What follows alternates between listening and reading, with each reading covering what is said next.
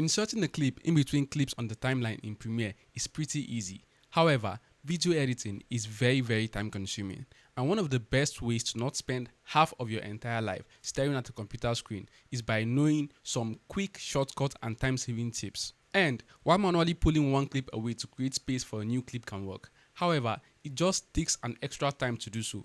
So here's what you should do instead.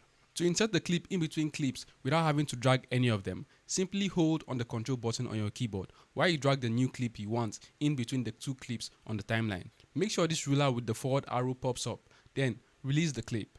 As you can see, it automatically moves the last clip forward and inserts your new clip in between them. Note that you can't do this for the clip before.